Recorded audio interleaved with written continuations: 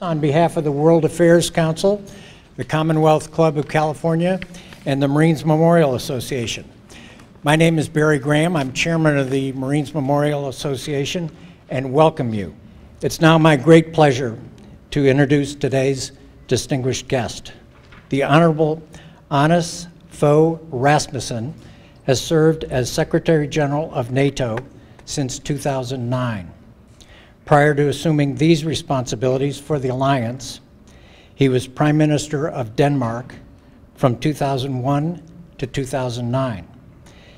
His government was re-elected in 2005 and 2007, respectively, and he held the position of Prime Minister until his current appointment. Rasmussen held numerous positions in government and the opposition throughout his political career. From 1987 to 1992, he was Minister for Taxation, and from 90 to 92, Minister for Economic Affairs in the conservative, liberal-led coalition government. As Minister for Economic Affairs and member of the EU's Econ-Fin Council, Rasmussen was the Danish negotiator and signator to the Maastricht Treaty, which you might remember, led to the introduction of the currency, the euro. Ladies and gentlemen, here to speak about NATO's role in safeguarding the order on which security and prosperity depend, please join me in welcoming NATO Secretary General, the Honorable Fogh Rasmussen.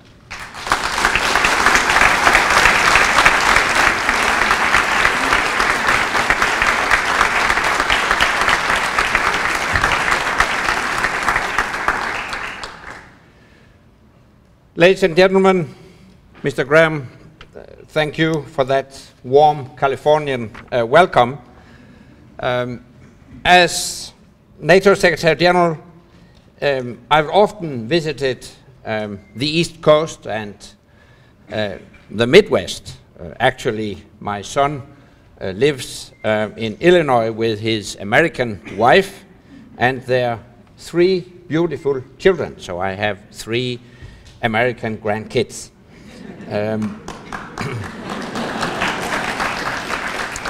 But I am delighted to have gone further west and be in San Francisco to discuss issues that are important across America and in Europe. And I would like to start by thanking the Commonwealth Club, the World Affairs Council of Northern California, and the Marines Memorial Association for co-hosting our meeting. And it is a special privilege to speak in this living memorial to the U.S. Marines. They served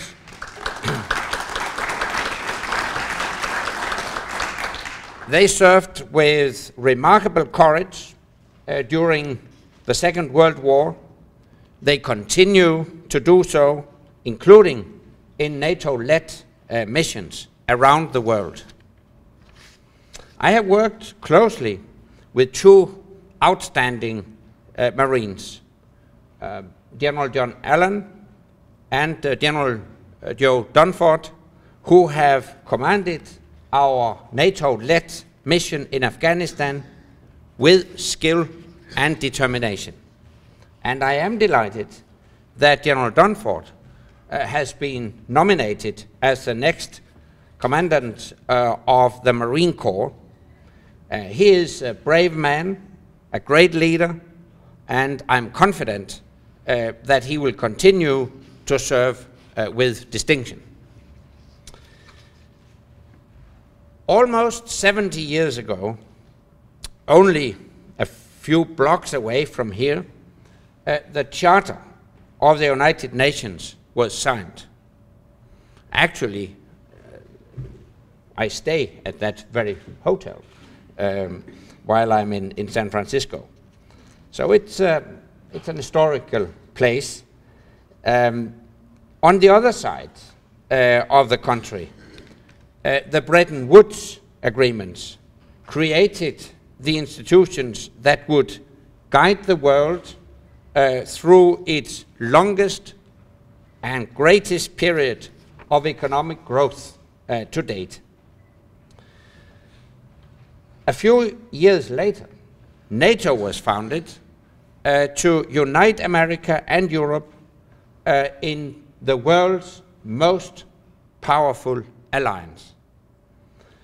From the ruins of the bloodiest conflict in history, a new rules-based international order emerged, delivering unprecedented peace, progress, and prosperity over decades.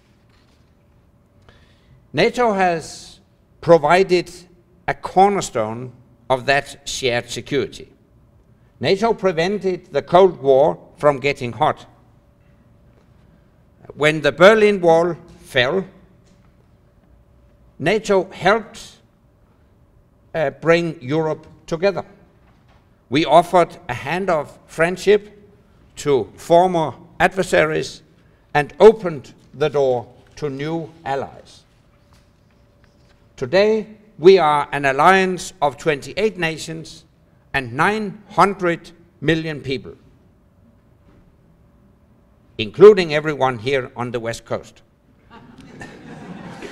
And we are an alliance that has partnerships with over 40 countries and organizations on 5 continents.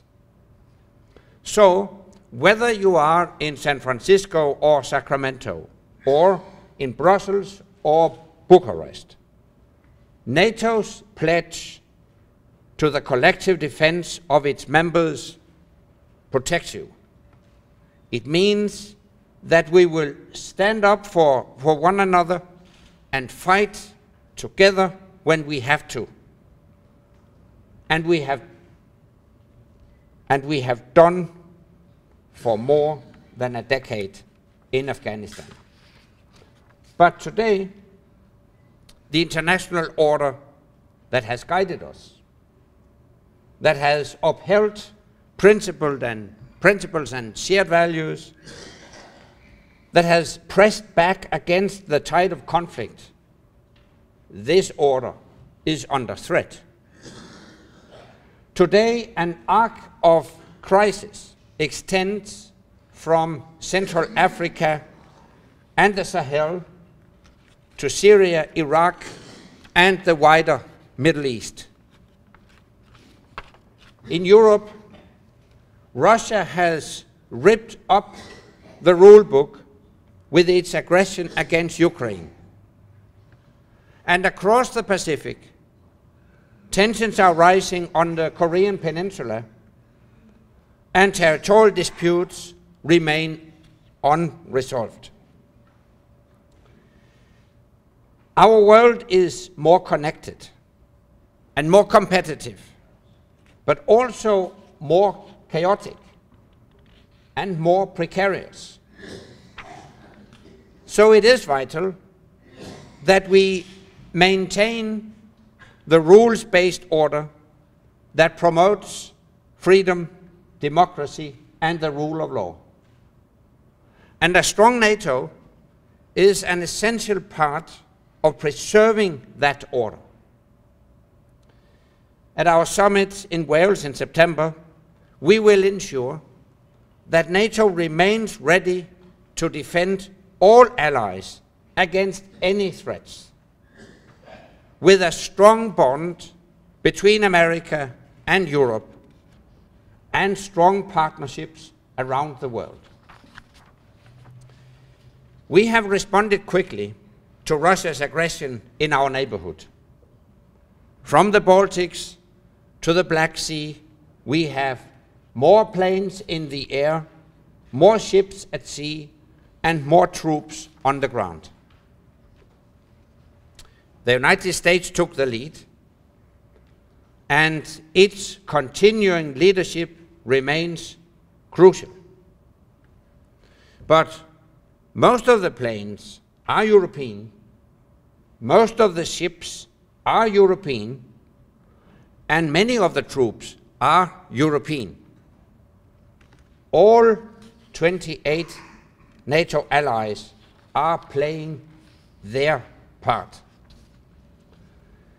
At the summit, we will prepare for the future to defend against any challenge with the right troops in the right place and with the right equipment. But readiness requires resources.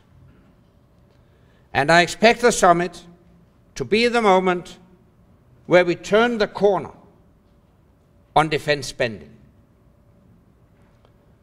So, as our economies recover, we can reverse the decline and ensure a more balanced share of the burden across the alliance. To prepare for the future, we will also bolster our partnerships. As we prepare to complete our combat mission in Afghanistan at the end of the year, we must maintain the close ties we have forged on the field of battle. Global threats like terrorism, piracy, and missile attacks cross borders. They are too big for any one country to tackle alone. We can only deal with them together. Not just as an Atlantic alliance, but as a global network. Our security does not stop at the East Coast. The United States and Canada both border on the Pacific. Other allies have territories and interests in the Pacific, and all allies have concerns about the Pacific. Our partners provide troops, planes, and ships for our operations. They provide financial support, and together we help build stability in the world. In the Pacific, NATO has 4 partners: Japan, South Korea, Australia, and New Zealand. Australia and New Zealand have deployed many troops under the NATO banner in Afghanistan. Japan and South Korea have made big contributions to reconstruction and development efforts there. All 4 Pacific partners have taken part in our mission to fight piracy off the coast of Somalia. And all 4 have signed formal partnership agreements with NATO. We are deepening our political dialogue and extending our practical cooperation to new areas like disaster relief and cyber defense. In the last few years, I have visited Australia, Japan, and South Korea. I was struck by how much their citizens know about NATO and by their enthusiasm to do more with NATO. And we want to do more with them because while we may be far apart on the map, we share the same values and the same commitment to a more stable world.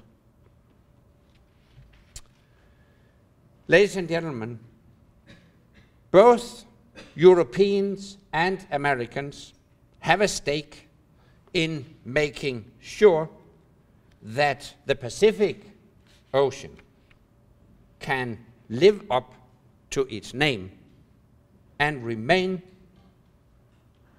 the peaceful ocean. The success of the Pacific region depends on trade.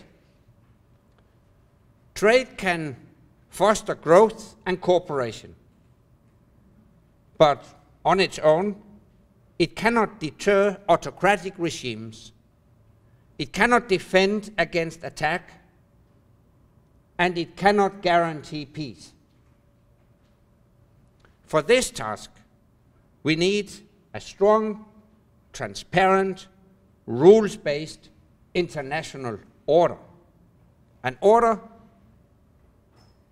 that we started to create in this very city all those years ago.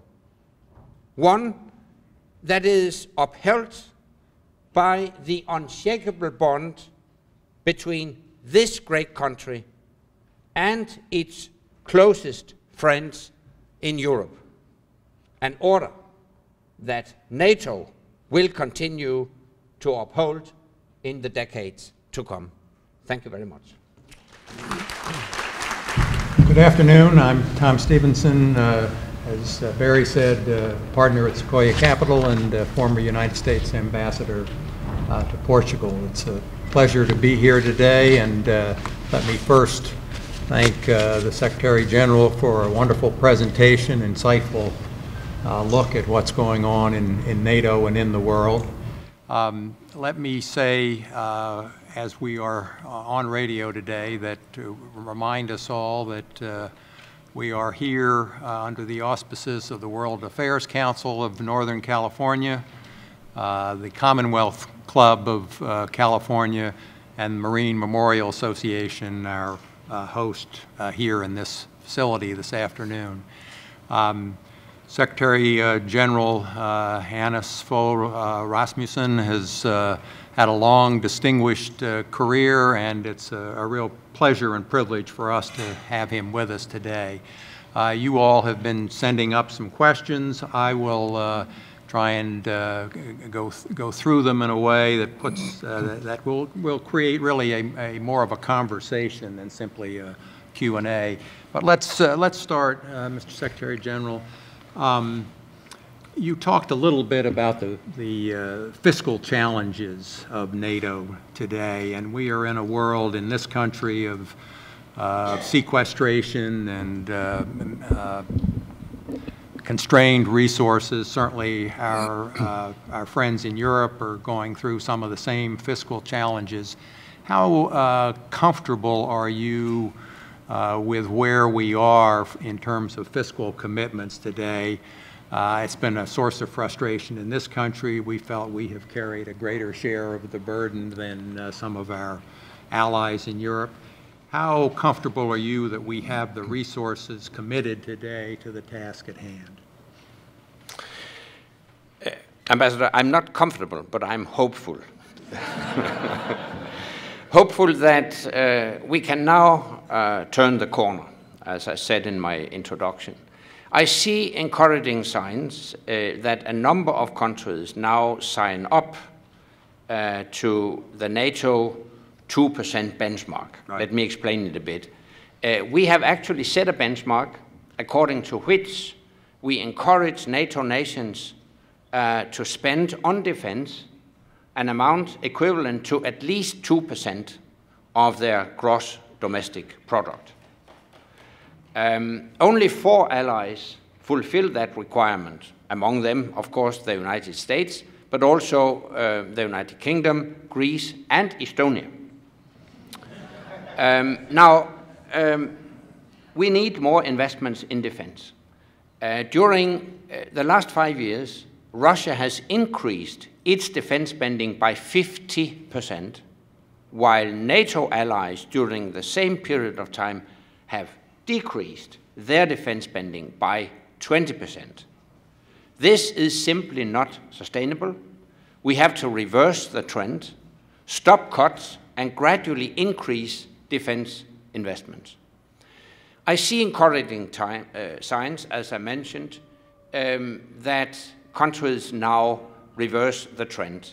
Recently, Latvia, Lithuania, Poland, Romania, Turkey have decided to reach the 2% benchmark within a time frame spanning from 2017 to 2020. I hope more will follow, and this issue will be addressed at the NATO summit in Wales, because we need to invest more in our security. Freedom doesn't come for free. Let's talk a little bit about potential expansion of NATO.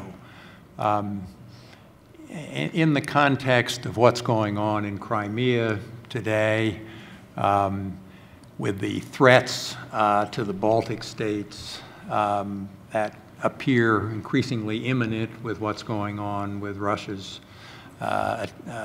attempts to take back what they believe was theirs in terms of the former Soviet Union. How is all this going to impact? I mean, Georgia's a good case in point of a country that there's been lots of discussion about including in NATO. I'm actually departing in a couple of days and will be in Georgia as well as Azerbaijan. But how do you think about expansion today, and what's the likelihood in the context of where we are of NATO being willing to assume additional responsibilities as we look around a very troubled world today? NATO's door remains open. But of course, we also have to make sure that our security guarantees remain credible. So each and every time... Article 5. That's Article 5. The famous article that states that we consider an attack on one an attack on all. And we will help any ally that comes under attack. But of course, that security guarantee must remain credible. So each and every time we let yet another country join our alliance, we have to make sure that we can still exercise the Article 5 security guarantees. This is the reason why we say our door remains open, but in order to go through that door, you need to fulfill certain criteria. They are enshrined in the NATO Treaty Article 10, which states that we may invite European countries that can contribute to Euro-Atlantic security to join our alliance if they are in a position to further the principles upon which we have built our alliance and our societies. This is implemented in a specific list of criteria that must be fulfilled. Now, we have currently 4 aspirant countries, Georgia, and in the Western Balkans, we have Montenegro, Bosnia-Herzegovina, and the former Yugoslav Republic of Macedonia. That's the official name and the only official name that I'm allowed to pronounce. The Greeks won't like it. Yes, they like. I do it like this. Yes. Now, recently, NATO foreign ministers decided that at the summit in Wales, we will prepare what we call a substantive package for Georgia, a package of cooperation measures that will bring Georgia closer to NATO. We also decided that we will open what we call focused and intensified talks with Montenegro, in particular with a view to reforms of their security sector. And then, at the latest by the end of 2015, NATO foreign ministers will assess whether time is ripe to invite Montenegro to join our alliance.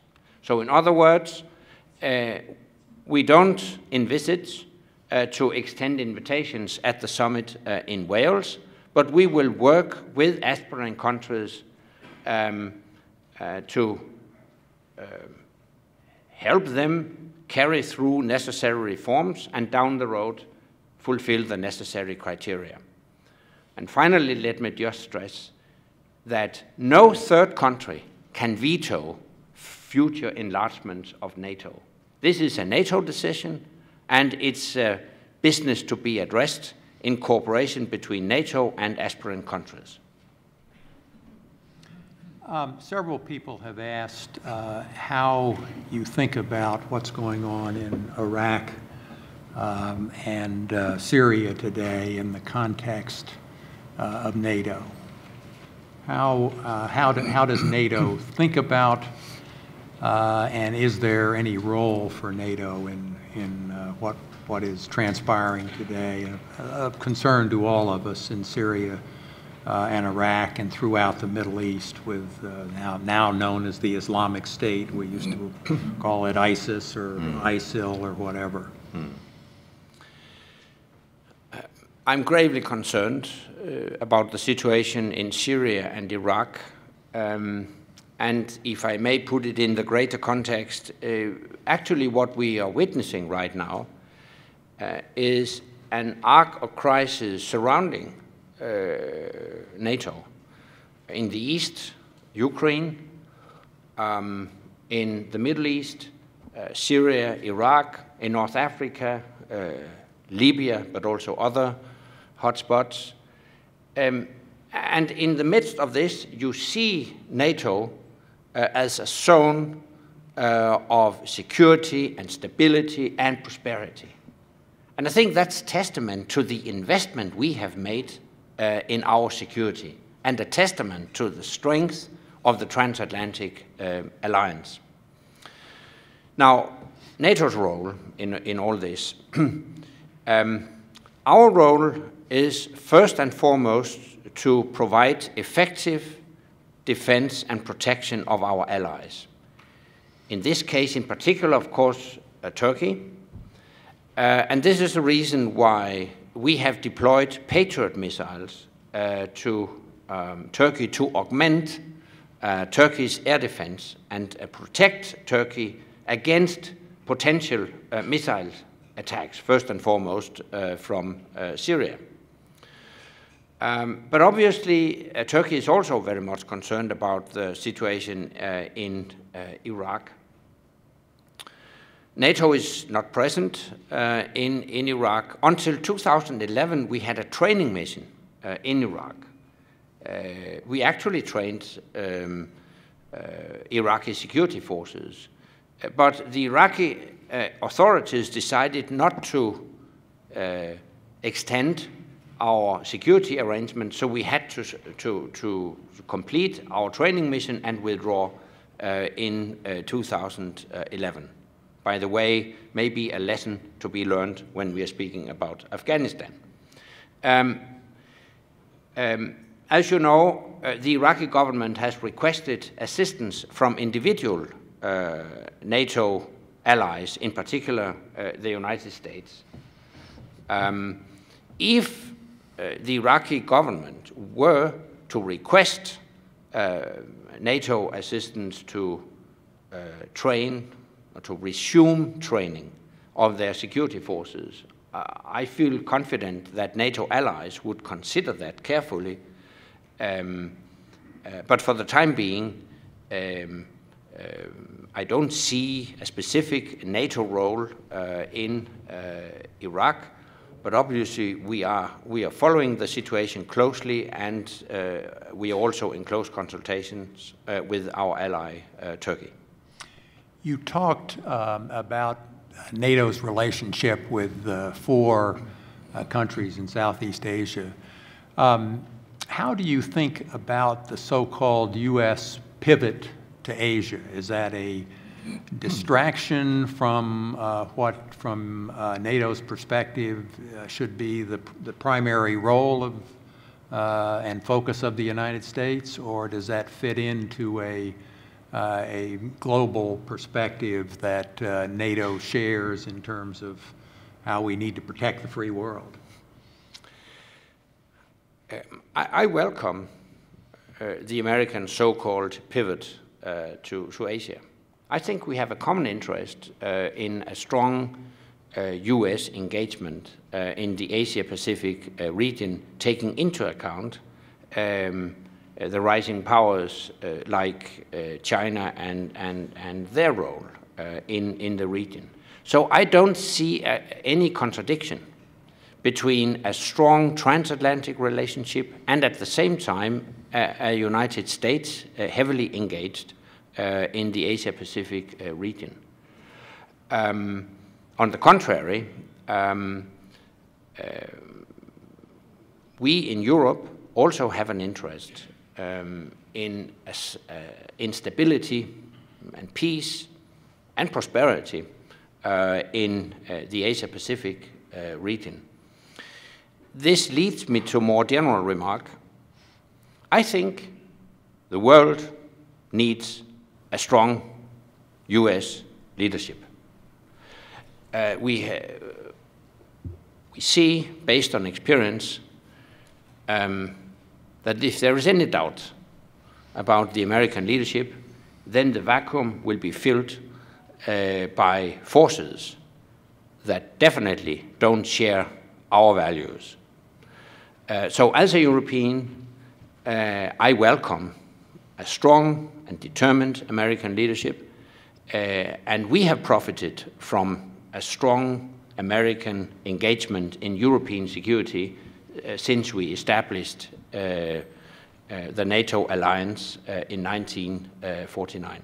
I think if there is a silver lining to the foreign policy of this administration, it is a recognition that I see in Western Europe today, much more so than when I was serving there, that the free world doesn't do very well when there isn't strong American leadership.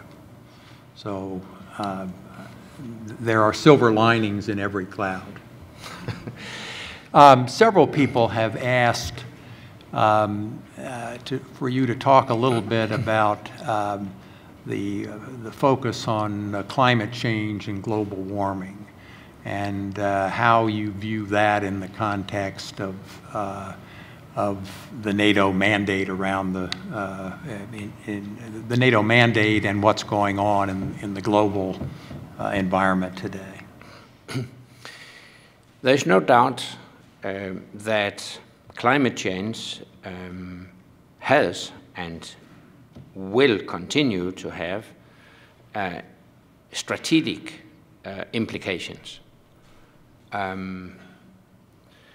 One example is, of course, what is happening in the Arctic region in the high north. Mm-hmm. The fact that new sea lanes will be opened, the fact that there will be easier access to the exploitation of natural resources in these regions also raises the perspective of potential increased tensions in these regions.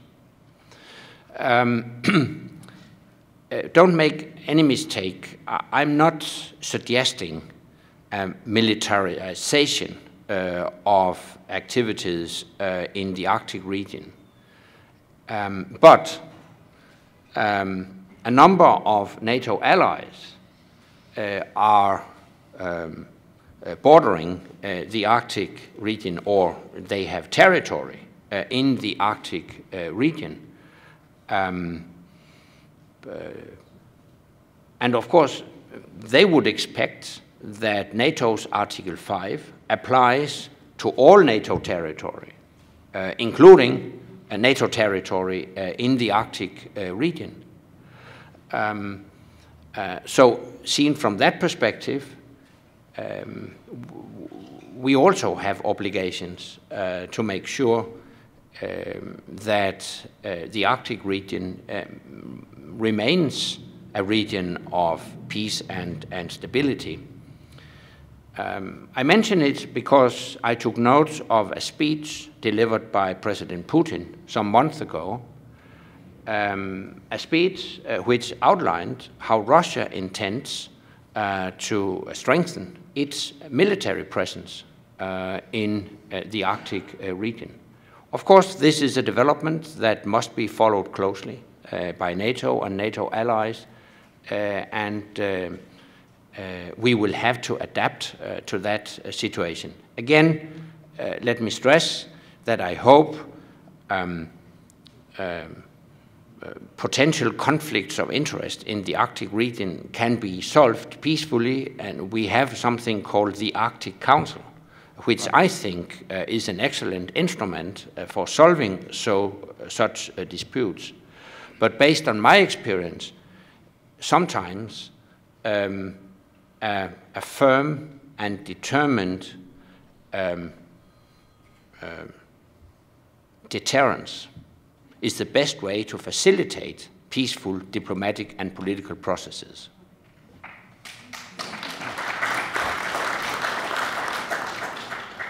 The Arctic it represents an interesting challenge, but also an interesting opportunity to see whether we may be able to find an alignment of interest there that can create a generally better set of relationships between much of the West and Russia. But this is an incredibly interesting time in terms of looking at Mr. Putin and where he goes from here. We're at a critical step in the Ukraine today in terms of what is his next step going to be. I guess Kiev is now moving in to retake a lot of the territory in the east that had been taken over by the rebels. Talk a little bit more about your perspective on Mr. Putin and whether he will back off here, whether the economic, whether the sanction threats are sufficient for him to be wary about going further than he has so far in Ukraine. And Ukraine is really a proxy for a lot of Eastern Europe and particularly the Baltics. Mr. Putin will not back off. This will last for a long time, I'm afraid. And I think it's important to put this in a greater context and understand that this goes well beyond Ukraine. This is part of a bigger strategy, a Russian desire, or at least a Putin desire, to re-establish a zone of Russian influence in the near neighborhood. And to that end, it serves the Russian interest to see a series of protracted conflicts in the near neighborhood. So this is not just about the illegal annexation of Crimea. This is not just about their destabilization efforts in eastern Ukraine.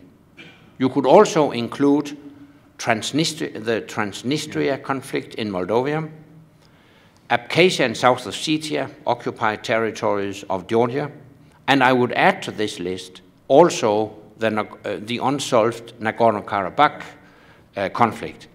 If you have a look at the map and see this series of protracted conflicts, you will see that they have at least one thing in common. Through these, or thanks to these conflicts, Russia hopes to prevent these countries from seeking Euro-Atlantic integration in the European Union and NATO, because they know very well that the West is a bit reluctant to import these unsolved conflicts into our institutions and organizations. So this is what it is about. I'm not going to guess about what will be the next steps from the Russian side. You see a kind of a double game from the Russian side. On the one hand, you see occasionally some conciliatory remarks from President Putin, some public statements that serve the purpose to diffuse the Western reaction, possibly prevent further sanctions. But then, on the other hand, we see a continuation of covert military operations and other operations in Ukraine with the aim to continue to destabilize the situation in eastern Ukraine. And I think at this stage, Mr. Putin feels that he has, in a way, achieved at least one of the goals by weakening Ukraine politically, economically, and I would not exclude the possibility or that one of his options is to see Ukraine as maybe not a failed state, but at least a weakened state. And to that end, they will continue to create chaos, maybe a controllable chaos in eastern Ukraine. And we are witnessing what we in NATO call hybrid warfare. It is a combination of traditional military means and more sophisticated covert operations, including unidentified green men, agents working undercover to destabilize the situation in eastern Ukraine, and sophisticated information and disinformation operations. You could also call it propaganda. And this is a new kind of warfare. And of course, we also have to adapt to that and make sure that we are able to effectively counter such hybrid warfare as well in the future. Is there a case to be made that one of the dilemmas for Putin is the incredible dependence on natural resources of their economy? And if that were, I was in a meeting recently with former Secretary Kissinger, and we were talking about the role of Russia and the sanctions, the potential consequences of sanctions. And he was very worried that there is some significant risk that if we really tightened up the sanctions, if the EU were prepared to go along with us in terms of doing some of the things we've suggested, that there's a chance the Russian economy could tumble out of control. And he would worry about that from the perspective of then what happens with China, because in some respects, China is a cushion between Europe and China, or China and the Western world. Have you thought about just how vulnerable, and maybe the reason we're seeing Putin as hesitant as he has been in the last few days in terms of what's going on in eastern Ukraine is his concern. He's watched what happened with the sanctions in Iran. We really brought Iran to its knees. We then let them off. But how much of a impact on Putin do you believe the potential threat of significant sanctions are? If the thinking in the Kremlin were rational, I think it would be a matter of concern. Mm-hmm. But I'm afraid it's not. I see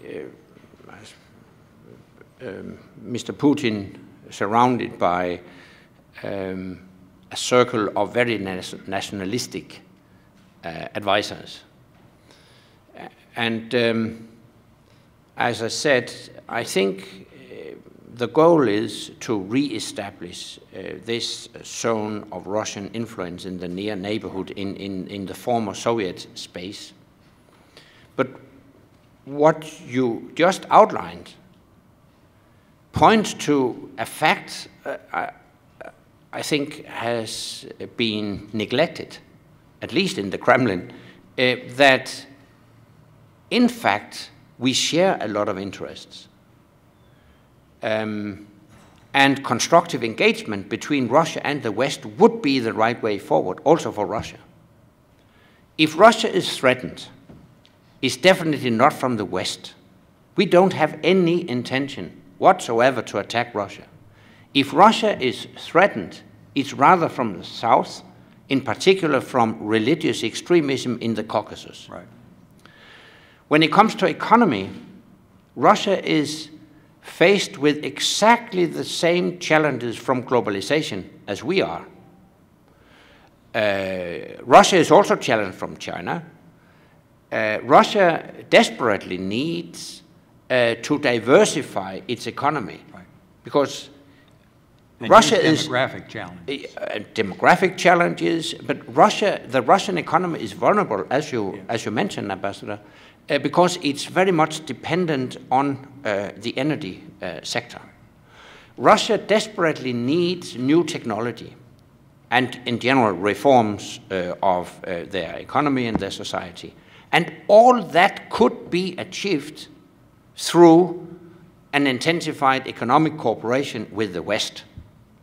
Europe and the United States still represents the strongest, by far the strongest economic bloc in the world, representing 50% of the world GDP. So it would serve the Russian interest to cooperate with us.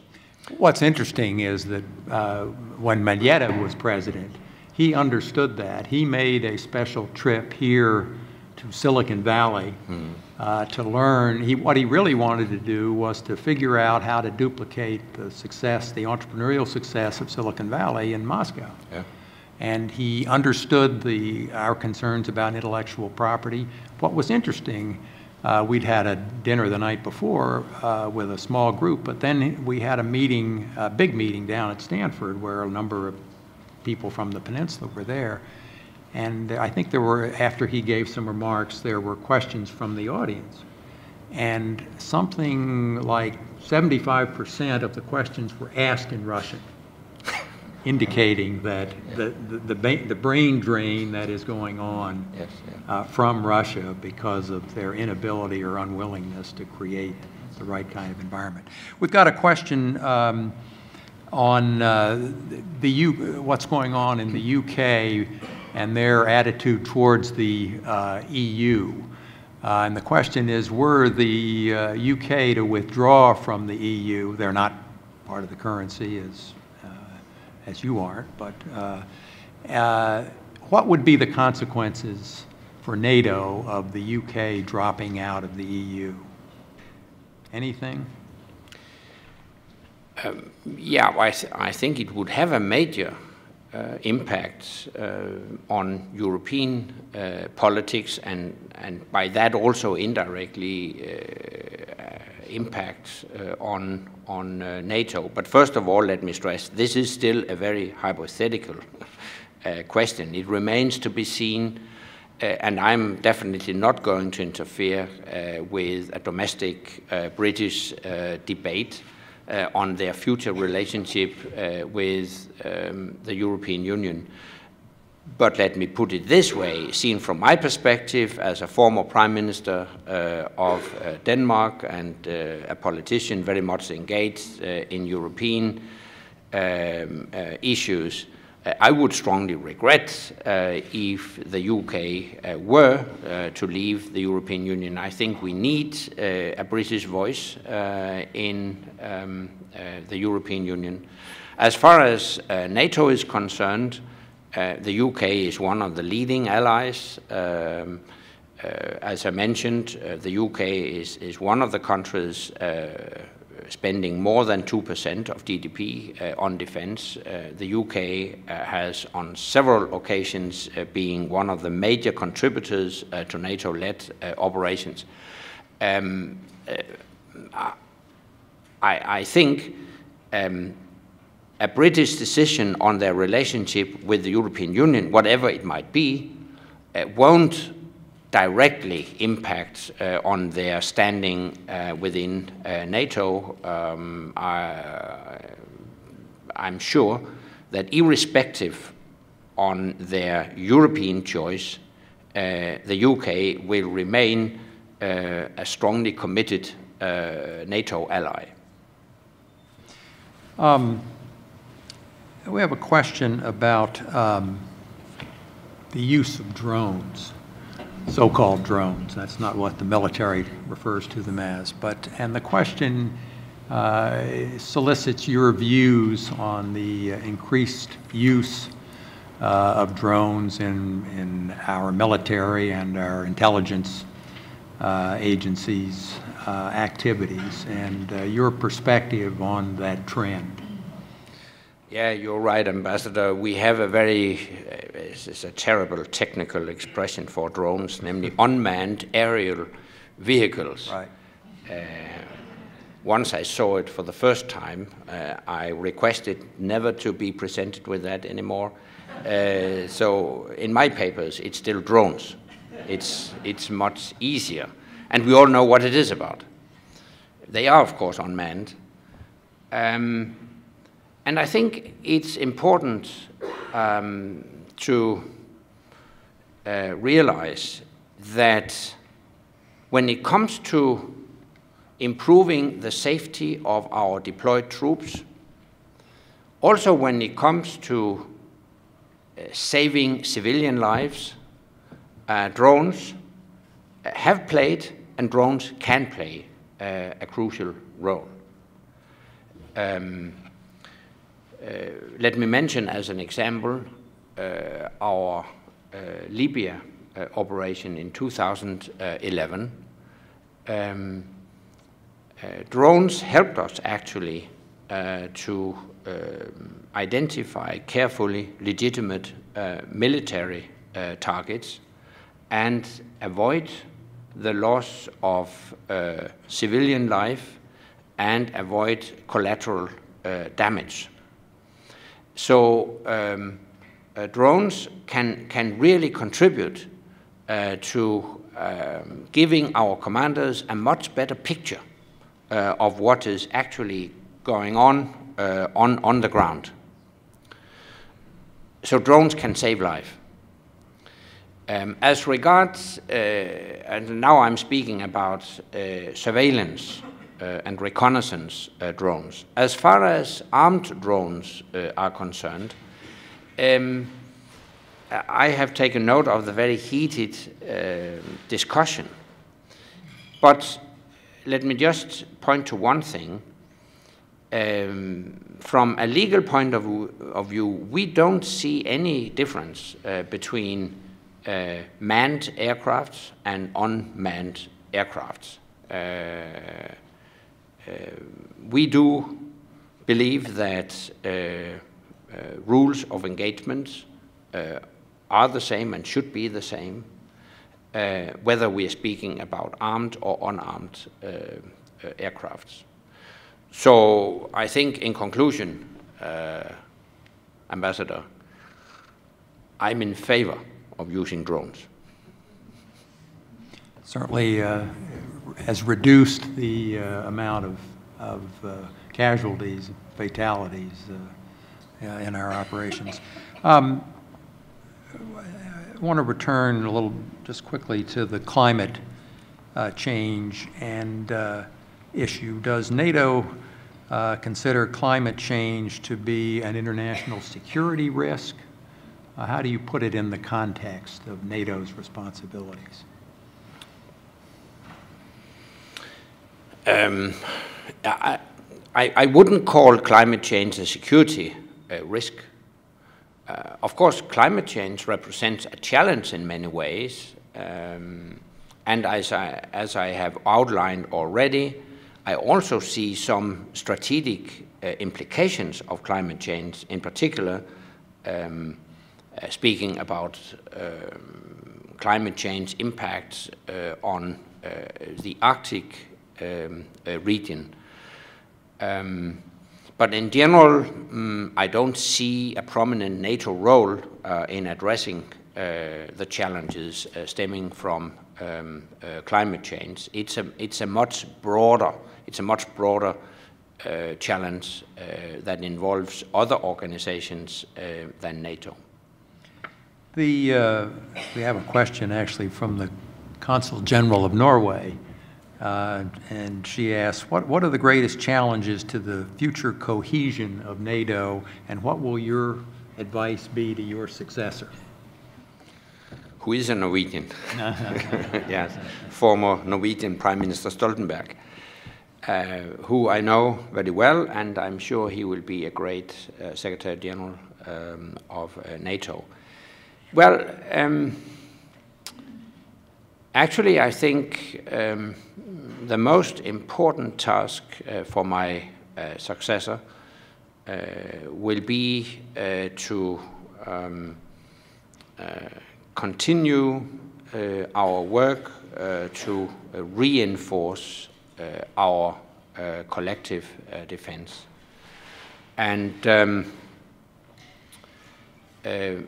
at the summit, we will lay the ground for that.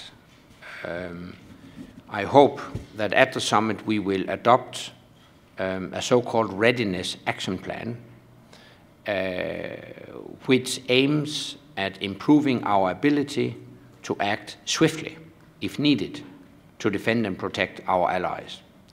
Of course, this is very much seen in light of the Russian behavior in Ukraine. We have seen a Russian capability to very quickly turn major military exercises into, if they so wish, attacks, offensive operations.